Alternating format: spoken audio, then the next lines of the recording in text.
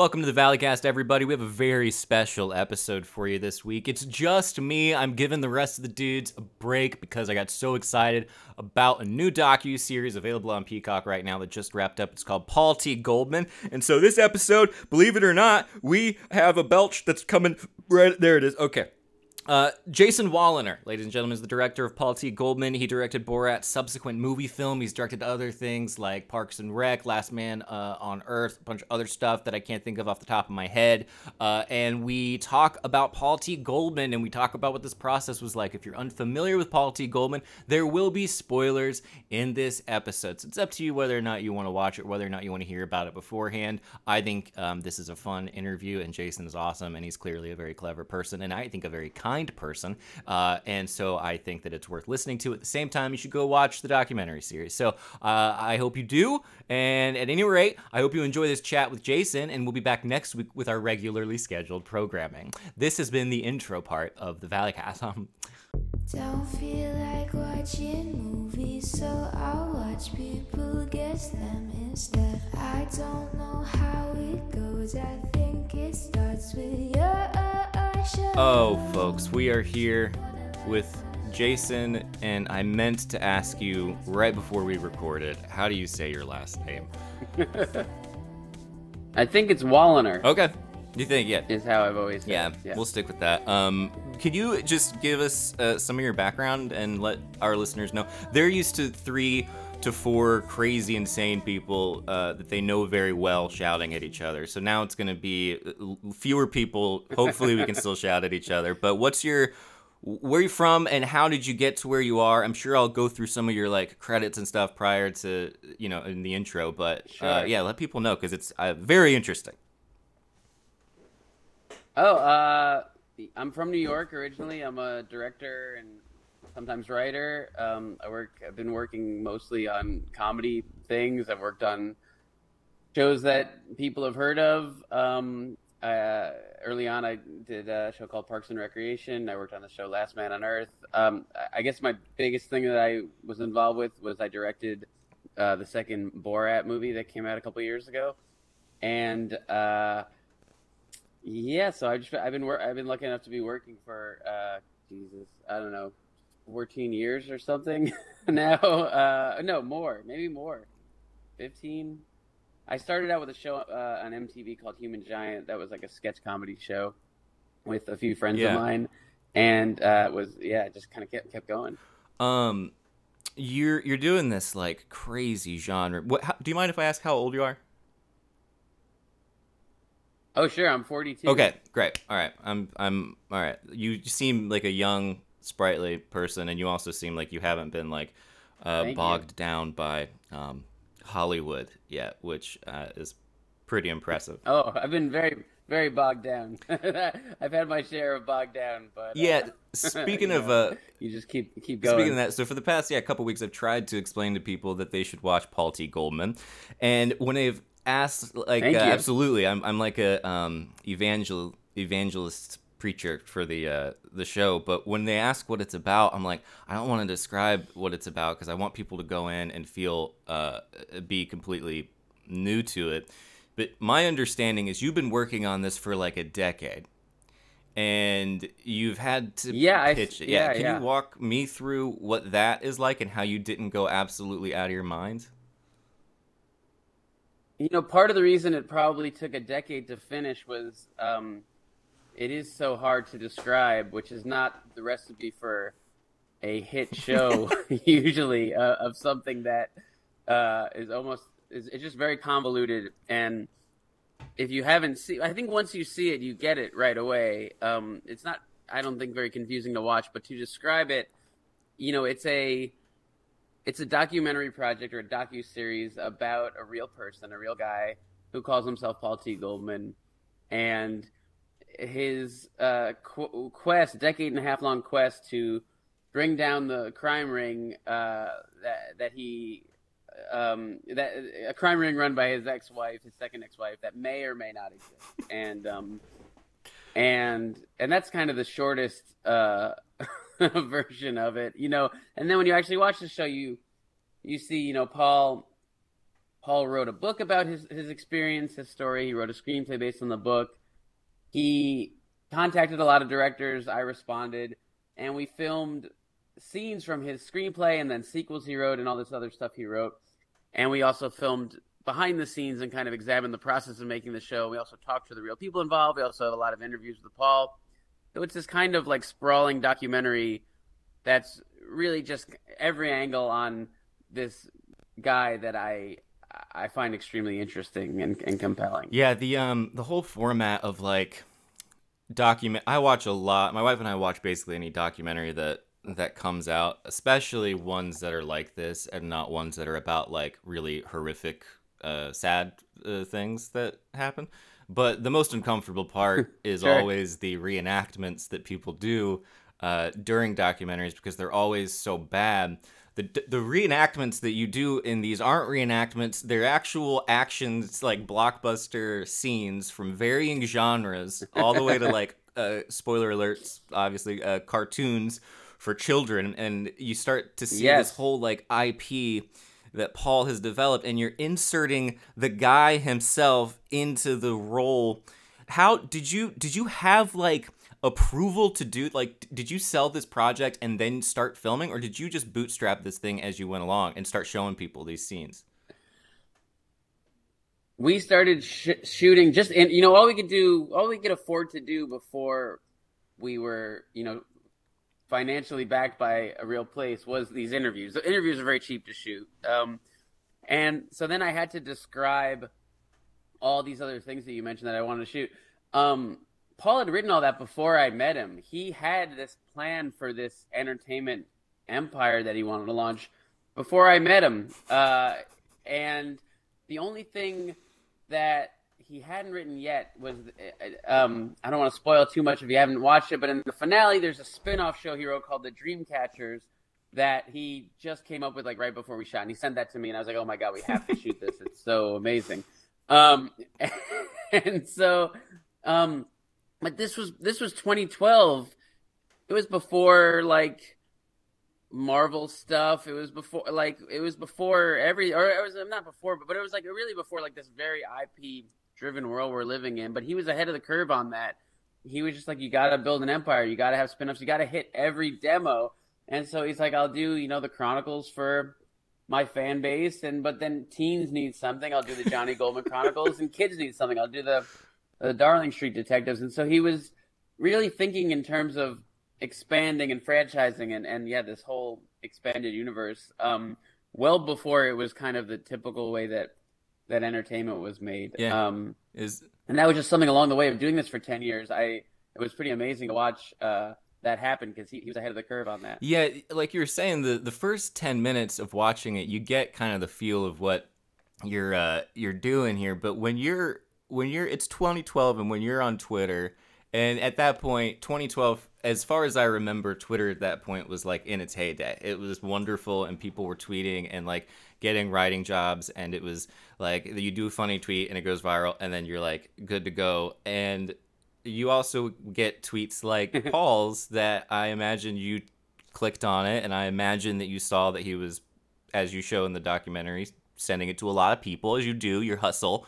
And when did you know, like, I have to work with this guy, and this story sounds so insane that I can't let it go? I fell in love with the story and him immediately. As soon as I saw this video, I thought there was something very compelling about him, very interesting. I spent a few months like kind of quietly watching what he was doing online. Also, I didn't know him. I wanted to make sure he wasn't crazy or dangerous, or that this story was just too sad. A lot of people online, you look deeper, there's like funny, interesting people online, and then you look deeper into it, and there's like, it's just too sad to even touch. But the more I looked at him, I was like, oh no, he's kind of in that sweet spot where there's, a lot of interesting things about his story and him. A lot of it is sad to me, but it's not so sad that I felt like it would just be a bummer. And a lot of it was very funny, and a lot of it was very fascinating, and a lot of it was very disturbing. And it just kind of checked all the boxes. And so then it was when he started publishing the Paul T. Goldman Chronicles, saying, well, nothing is happening in real life, so I'm going to I want to put out. Basically what he says in the show is what he said. It's all real. He was like, everything in Hollywood's a franchise. Nothing else was happening, so I knew I had to put out more books. So if I wanted to put out more books, I'd have to start making stuff up. And so he never pretended that the Chronicles were real. I saw some article this morning that was like, with the Chronicles, he fully fell into, thinking this was real. I was like, no, he didn't. No, he knew he was writing fictional spin-offs he was very upfront about that. It was still so interesting to me. I've never seen anyone do anything like that before, of like writing basically autobiographical fan fiction and then selling it on Amazon as like ebooks and novellas and whatever, and then bringing in real people from his life to be characters so that he can get the girl that got away, or be called a hero. It was just like blowing my mind. And so at that point I was like, okay, I think I know what this is. I need to jump on this and figure this out and see if I can do it. And so that was later 2012, I think, was when he started putting those out. Yeah, his like that article you're saying that he enters into the fantasy, or he's too lost in it. You kind of walk this fine line throughout the documentary, where at times it is like, oh gosh, is this too much, or is this like encouraging the sort of fantasy? But I study what's called depth psychology. Around the pandemic, I decided I was going to go back to school for fun because I thought it'd be a great idea. Uh-huh. And it was a great idea, but a lot of what depth psychology is about is like how fantasy and the imagination works and how we relate to the outside world. And so when you're seeing, like, when I'm watching Paul and you're engaging with his fantasy, my understanding is that actually is like a little more helpful than people give it credit for, because it's not like he's not even doing revisionist history. He's doing like revisionist future that doesn't exist yet. And he's using his imagination to literally like process what seems like a very painful and sad experience for him. And you see him talk about going from the wimp to the warrior, and like he wants to conquer this like big evil kind of amorphous sex trafficking dark thing. And then at the end, that's when you bring up like sort of the maybe facts or the challenging him on some of the details of his original story. And when we were watching it, and sorry, this is like a roundabout question here. When we were watching it, my wife was like, oh, why now? Why is it just coming up now that he's asking him about these like real things right at the end? And I was like, well, I think actually that's the way to do it, because if you go to like therapy, a therapist is going to enter into whatever your fantasy is. Like if you're like, oh, my girlfriend is mad at me, or my parents hate me, they're going to be like, why is that the case? What's going on there? And it seems like you were just basically doing that throughout the series. I don't know if there's a question there, so sorry. That was just a wall of... Oh, no, I love what you're saying. Everything is entirely right.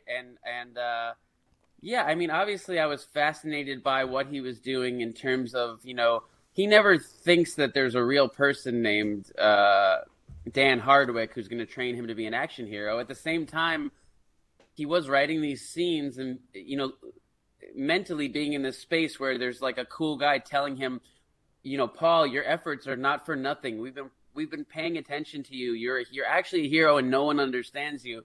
And I was like, that's a very interesting thing, because in some way, right, it is firing the same chemicals in your head as though someone were actually saying it to you in real life.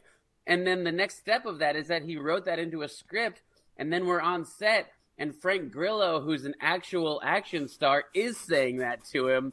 And I was like, well, this is like very interesting to me, and funny, but also fascinating. And also you could see it as heartbreaking, or however you want to see it. So a lot of the project was exploring that stuff in terms of presenting him with what I was able to find out about the truth of what he thinks or thought was a sex trafficking ring. A lot of that was, I'm not a therapist, a lot of that was as someone making a documentary feeling a responsibility to reality. Yeah. And, that it just would feel so irresponsible to let all of this stuff go unchecked. And so I just felt like, well, at the end of this project, I need to do my best to figure out everything I can about what was real and what was not. some of it is nebulous. He really still wants to hold on to this idea that she was a sex worker. And we talked to a lot of people, and it just seems like a lot more nebulous than that. I don't think there was a massive sex trafficking ring. But in terms of like every detail of it, in terms of the private eye who says, well, she was exchanging intimacy for income, it's a gray area. Paul, I think, his life was so turned upside down that he was unable to live in this gray area. He needed answers. He needed some kind of framework so that he could arrive at a reality that he could live in. And where that took him was what I found so interesting about this story. Yeah, it took him to like literally the premiere of you follow this thing to the very end. And I was like, I think it was like week 4 or 5, and I was like, where's this guy gonna take? Like we've got to see what Paul thinks about it. Like I was just like, hopefully, and I was like, no, there's no way that can happen because it's too impossible. So basically the way the math adds up is you probably just finished this project like a week ago, basically 2 weeks ago. Yeah, a couple weeks ago. Yeah. There you go. I'm unfrozen. I always knew that I wanted. Okay, here's a better. Yeah, I always knew that I wanted some of the response to the show and Paul's response to the show to be baked into the end of the show, and so to do that, we had to figure out an editing schedule with Peacock that allowed us to kind of lock and deliver the first 5 episodes, edit most of the 6th one, have this premiere screening in December, edit that for like 2 days, finish that part of it, leave a gap for him to like look at some response, try to get him on a talk show, see if anything came out of that. Like we just kept narrowing down and leaving little gaps in for anything, and then finally threw in this one clip of him on Jimmy Kimmel at the end, and then mixed it and delivered it about 2 weeks before it came out. Yeah. So came out January 22nd. I think we delivered it 2 weeks earlier. So wow, yeah. The response that he gives when he's watching it, it seems like, and I think this is like the master stroke or one of the master strokes of the whole thing, is you do love Paul. Like you see in Paul what it seems to be more and more common right now, which is just dudes being like needing to be the hero and needing to be the alpha male. It's really popular right now. The Andrew Tates, the whatnots. I don't know if you're familiar with that gem of a person, but oh yeah, absolutely. Yeah, it's this whole it's this whole industry, and it's all these dudes who I feel like they don't feel like they have purpose and they don't feel like they have meaning.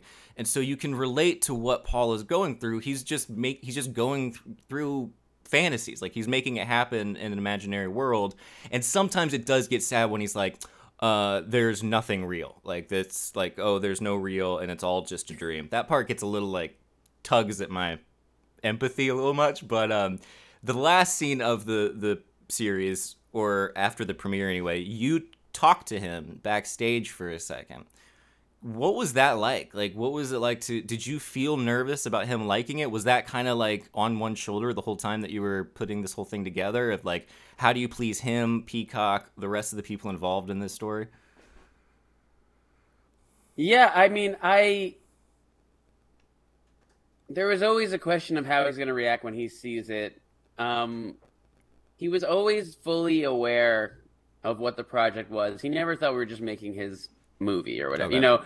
And so he knew we're going to be shooting scenes from the movie. We're going to be shooting the behind the scenes. We're going to be shooting scenes from his spin-offs. We're going to be shooting interviews.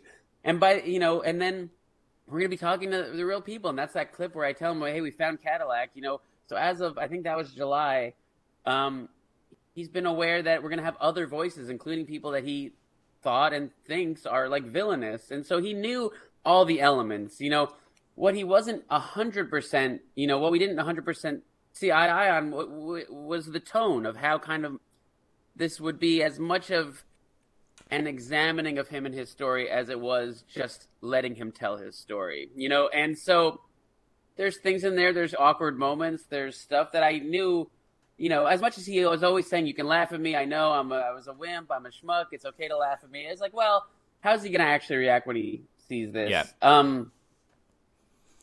On one hand, I want to make an honest project. I want to make a project that I feel is aiming for some kind of truth. Yeah. And that's probably my top allegiance. On the other hand, I've known Paul for 10 years and I consider him a friend and probably am closer and have a more complex relationship with him than a typical documentary filmmaker and a subject where you just come into someone's life and then you step out and you're completely removed. I knew, he was texting me constantly for the last decade. Like and I would text back, we would talk, that sequence in the 5th episode. I mean, a lot of it is me being exhausted, exasperated by this process that I chose to do. But we made sure to include some shots of us laughing together and having a good time on set. And like I like the guy. It's a complex friendship. So I was like, yeah, is he gonna punch me in the face? When he's like, oh wait, this whole thing was a trick. Because I don't think the whole thing was a trick. No. I think it's more complicated than that. Still, I didn't know how he'd react.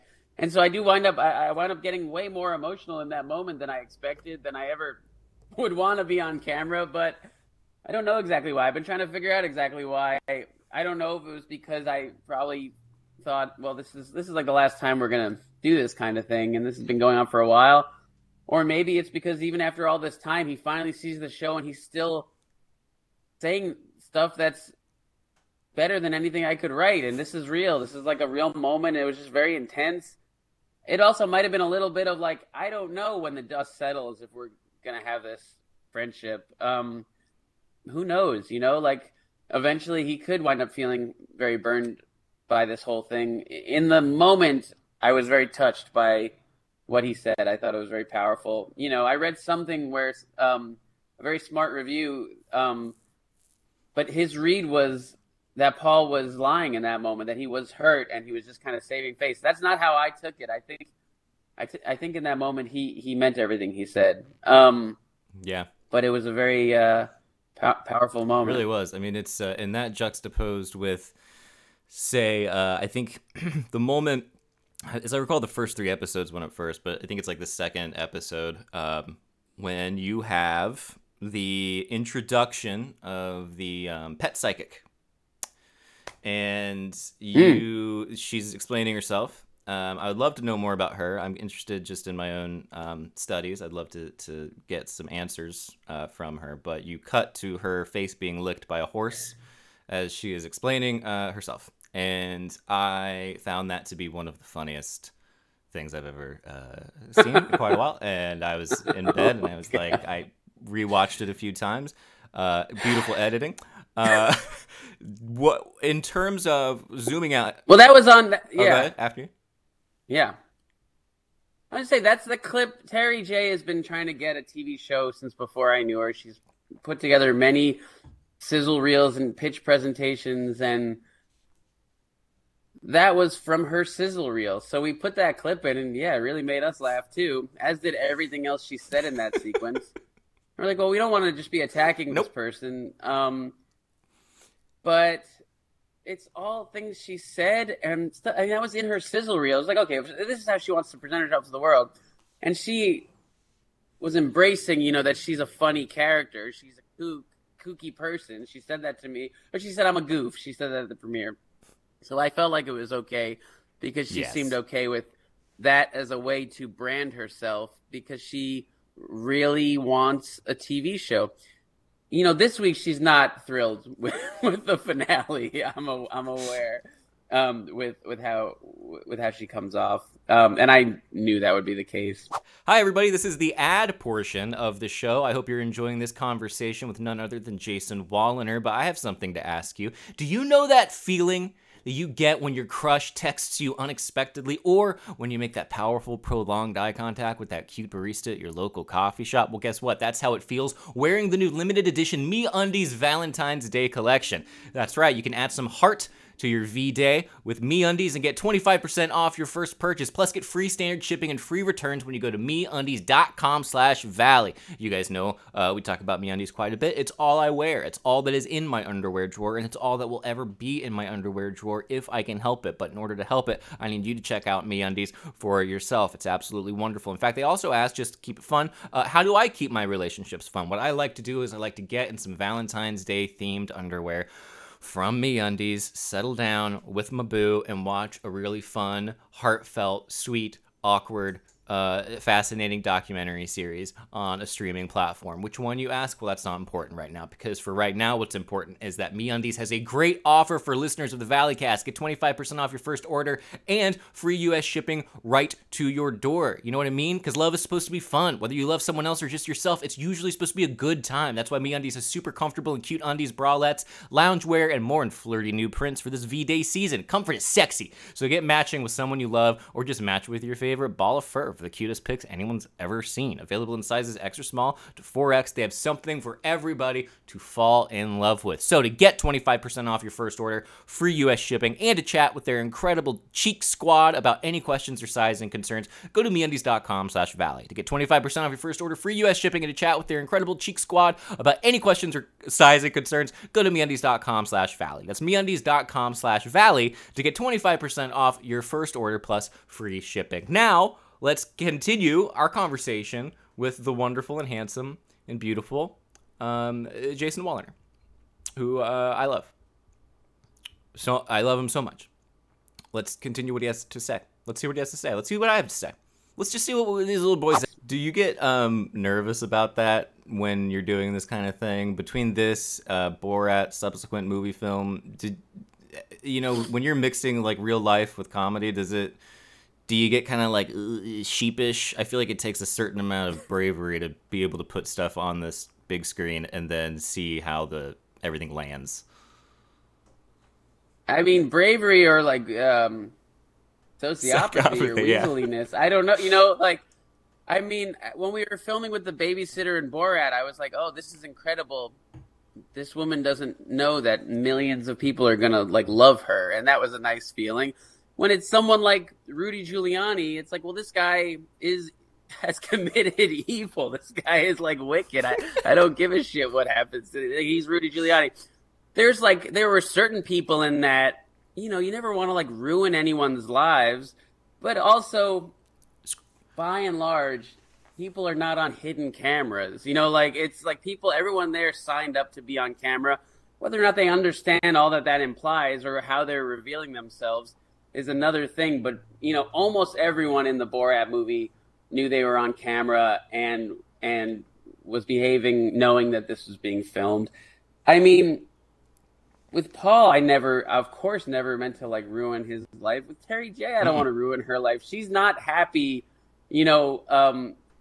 with episode 6 because we cut to those checks being ripped, and that obviously implies through context that Paul was paying her for these readings, and he was. Okay, yeah. I assumed he was the whole time. But... And so it's like, all right. Okay. And it's like, well, she doesn't seem to mind that we have her on camera, like, gleefully accusing someone of murder who I think is completely innocent. Like, so... Yeah, I don't know. I felt like I included that stuff because, in episode 3... Terry J comes off as she intends to come off, as kind of a wacky, kooky, fun person. And then in the editing of this and listening to these hours of tapes between them, and in finding out as best we could the truth of what happened to the real Audrey's parents, and then watching the stuff again, came to think, I didn't go into film Terry J thinking this is the villain. No. But just months in the editing room watching it and being like, oh... I don't think she's evil, but I believe she behaved recklessly. Yeah. And I believe, and to watch on camera what I think is someone like manipulating a naive or, an impressionable person and kind of getting him worked up thinking that his ex-wife was a murderer. I was like, this is reckless. This is irresponsible. And in terms of what I was saying before, I felt a responsibility to put that in. If there's any service it can provide in showing about the dangers of reckless bullshit. Yeah. The dangers of just having what you want to hear told to you over and over again for like a fee is, people do it all the time. It's not the worst thing, but it's like not great either. People do it all the time in so many different forms. Part of this process was me trying to figure out, like, okay, if I find out he's really not living in reality in terms of this sex trafficking ring, like, what's the harm in that? Like, what, you know, everyone's living in their own reality to various extents. And, you know, we all believe things that can be shown objectively are not true. And there's myths that we ourselves believe to get through the day. Yeah. At various levels. And I was trying to look at what point does that become dangerous, harmful? And obviously, while we were doing this, all the QAnon, Pizzagate stuff, that would be, you know, happened years after this. But I started to see parallels. And luckily, Paul was, I think, a generally very harmless example of similar kinds of thinking that you see lead to all this other stuff that became a very big deal in the last few years. You know, it's really wild. The amount of misinformation and the kind of the pipelines people can get into, and how quickly the QAnon stuff can take over people's brains, and it does always kind of come down to very mythical, like, undertones. Like, it's good versus evil, and it's always hidden, and the evil forces are so big and the good guys are so small, and it's just David and Goliath over and over again, regardless of what the facts are. So it's just a wild world, basically. And I want to make sure that I'm not coming off like there's any judgment toward the people in this documentary, because it is like, people like this are just what make life fun and interesting. And maybe not Rudy Giuliani, but like people in Paul T. Goldman. Speaking of, well, I think interesting. Yeah. I mean, it's like you have to, I don't know. I find this stuff very interesting and worth looking at in terms of how it reflects back on all of us and all this other stuff that's going on. Yeah. Yeah, we all have that uncle that's very much stuck in their, like, you know, fantasy world, and you see him at the holidays and you're like, oh, okay, yeah, that's where you're at. Great.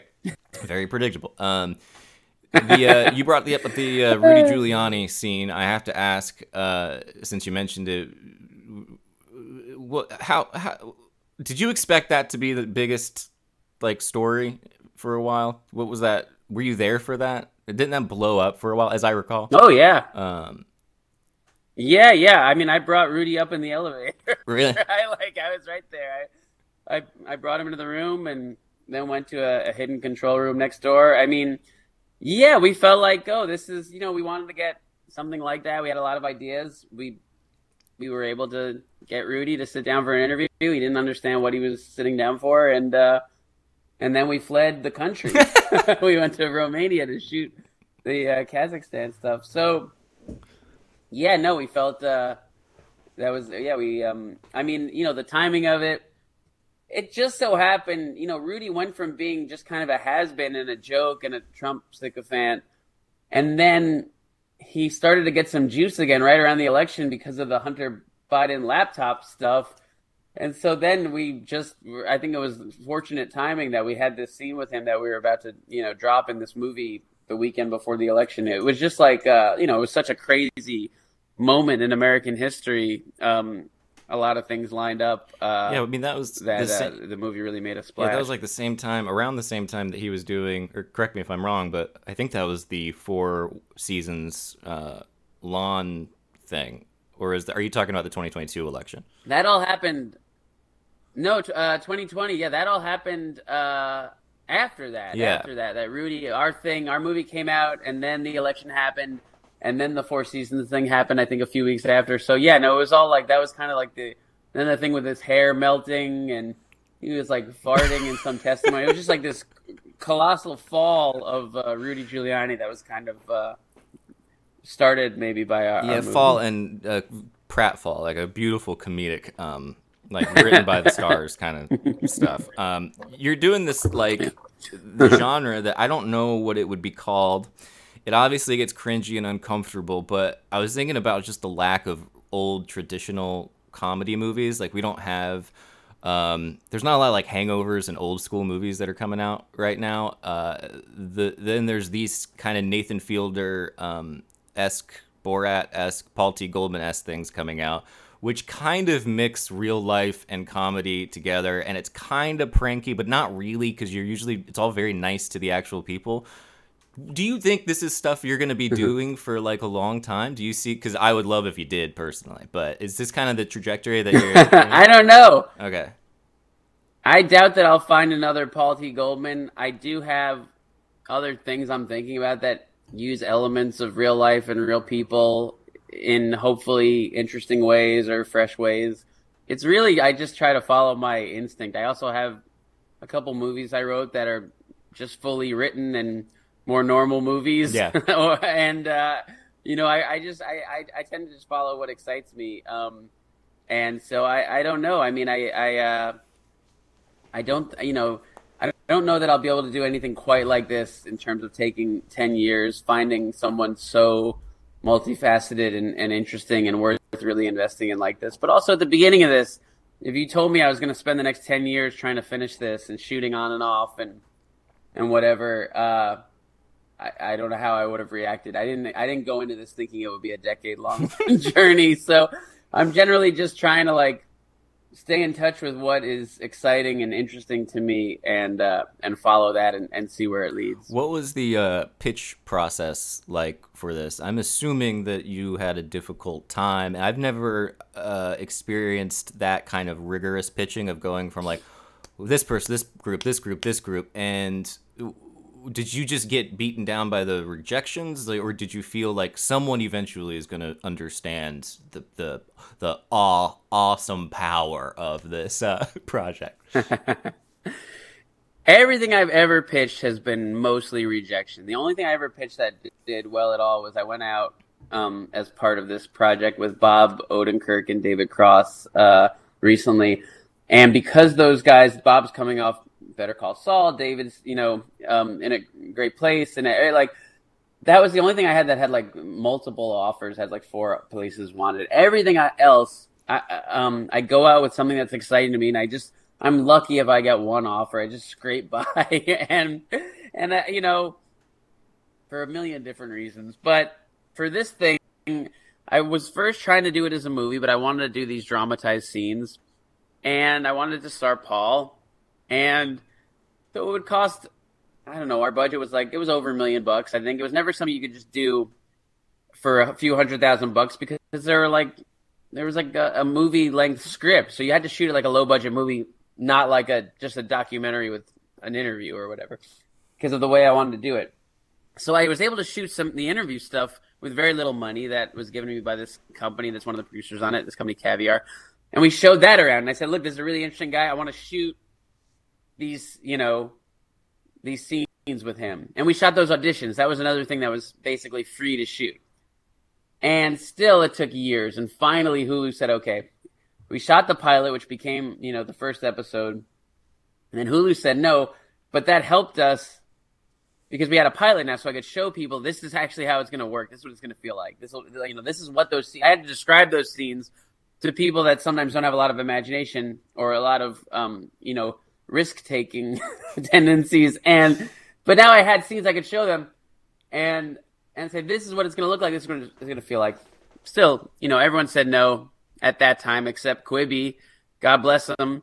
And then, you know, I wasn't sure about Quibi, but I loved the enthusiasm of the execs there. But I was like, I really don't want people to watch this on their phones, but it, you know, seemed like our only option.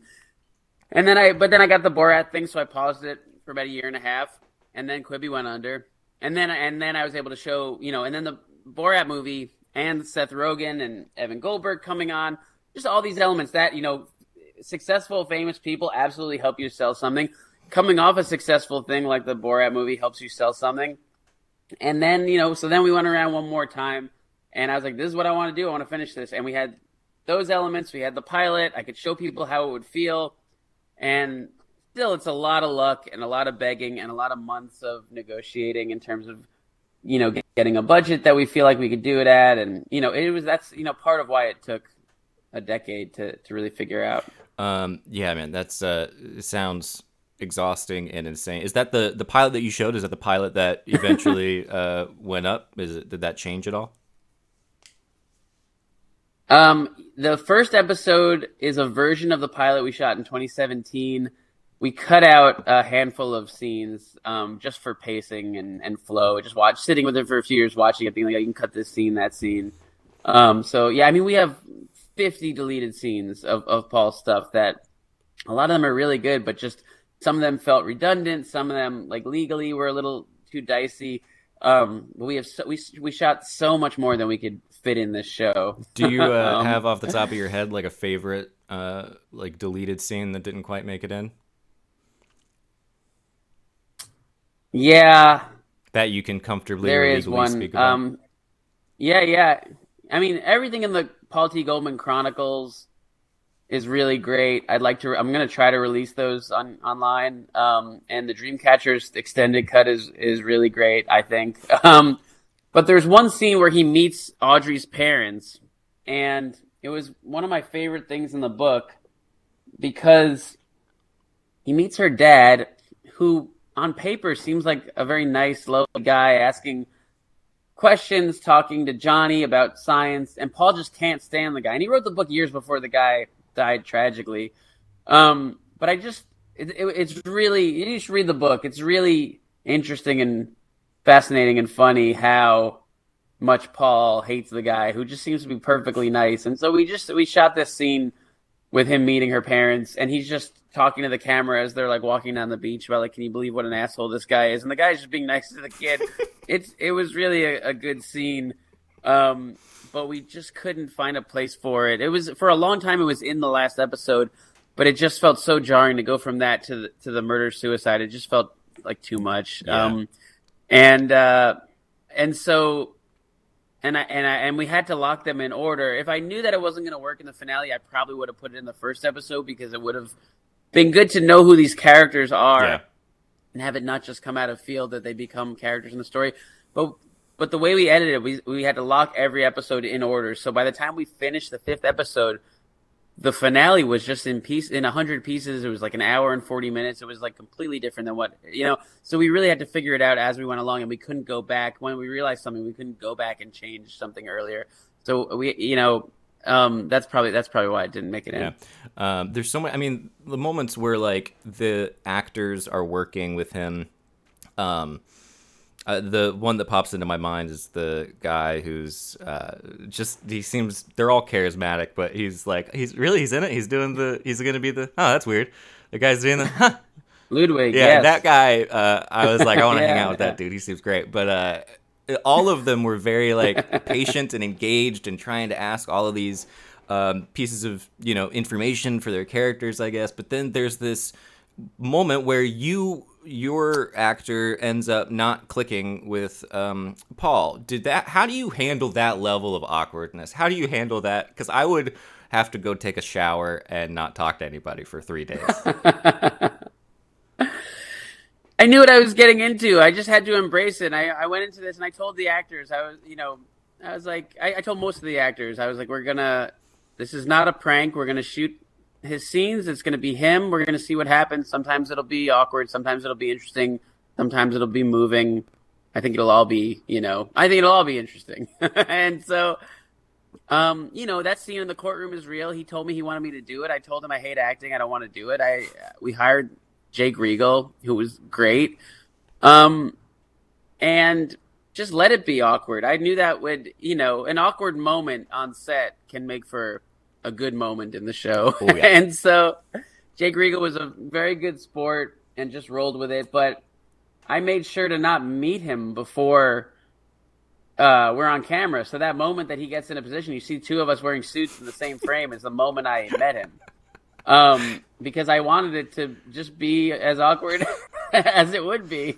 Because I didn't want to, a lot of times in life you try to sweep awkwardness under the rug, but in this type of project, it's about facing it head on and accepting it and embracing it and seeing what happens in these moments. And there are a lot of moments in there were very uncomfortable on set, but I knew that's what I was trying to do. Yeah. Oh, no. Yeah. You successfully make it feel like you're just taking everyone, including the viewers, and just putting them in a vat of awkward, like, cringe and just letting it marinate for an hour. And I could do that for, like, I'm a bodybuilder when it comes to cringe and awkward comedy, and I can just, like, In when it happens in real life, same thing. It brings me so much joy when there's just a palpable awkwardness and awkward silences. I can be a big fan of, which is not a good thing, I guess, if you're doing podcasts a lot. But it's the best, and I was like, I don't know how these.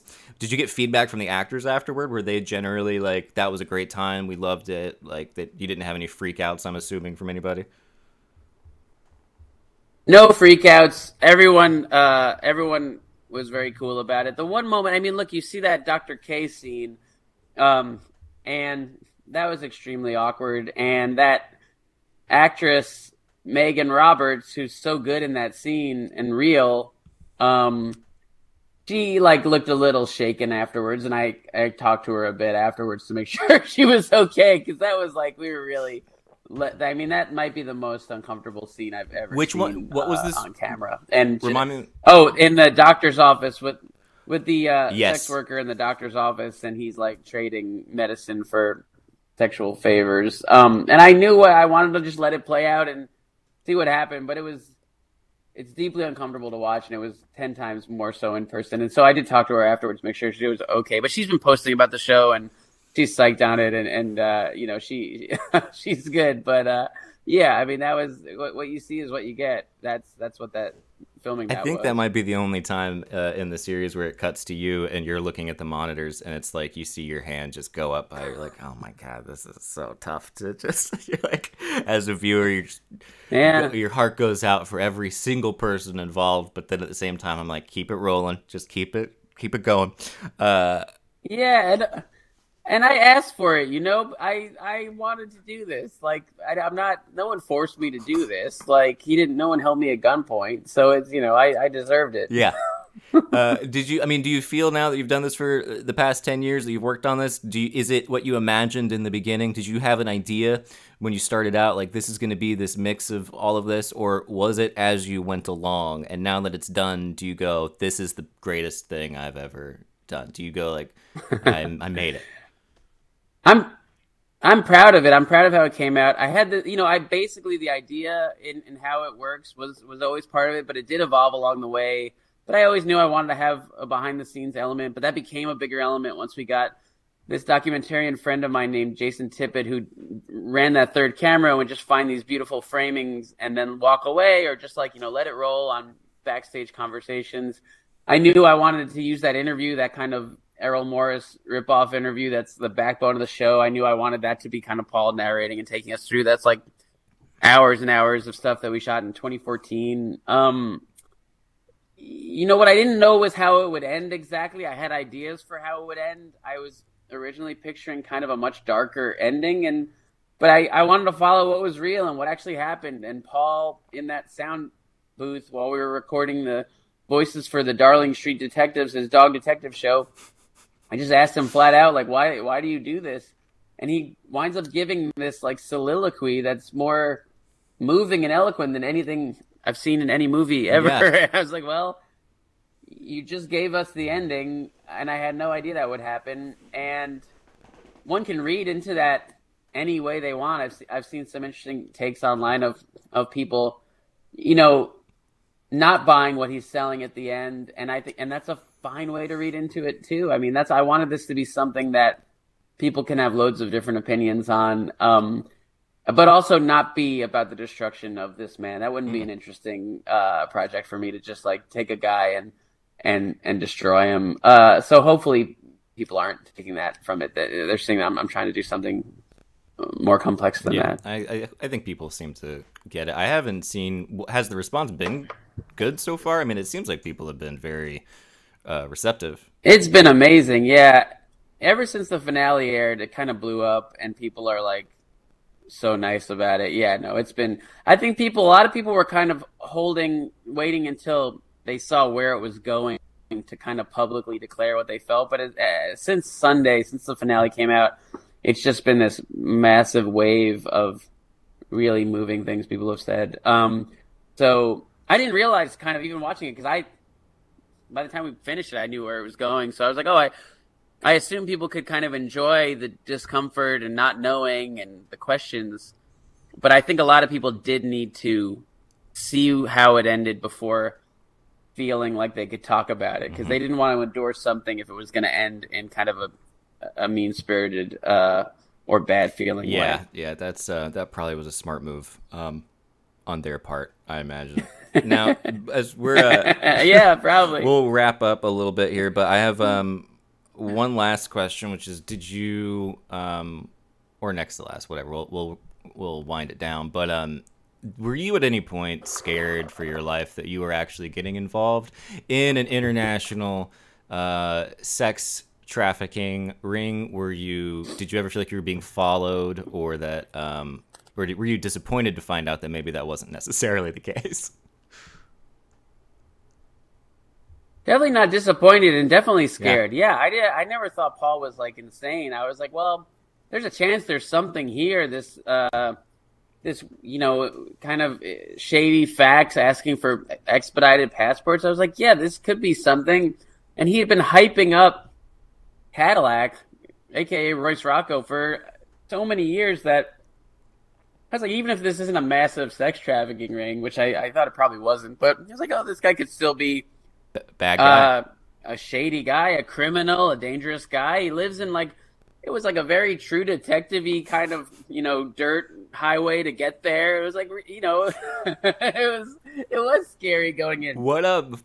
As soon as we sat down with him, he's very friendly. He's very friendly. I don't know his whole life, but I didn't feel like I was in danger anymore once I met him. Yeah, the person you're referring to, Cadillac, what area of Florida was that in, by the way?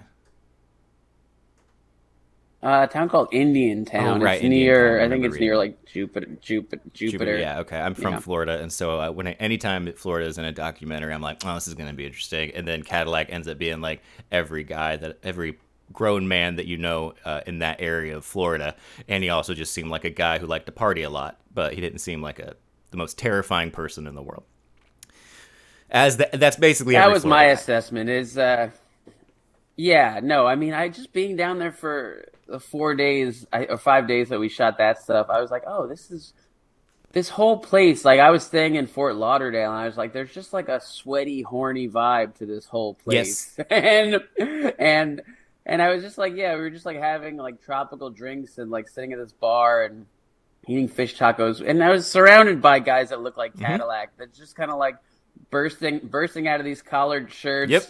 And like looking like they're gonna go home and have swinger parties, and good for them. It was like that was the vibe I got, and that's probably what was going on. Yeah. Like I just think I don't want to say Paul. I don't think Paul was wrong about everything, but I think for who he is, I don't know that the nuance of like a sex party or that lifestyle where maybe there is some money exchanged, maybe there is some gray area.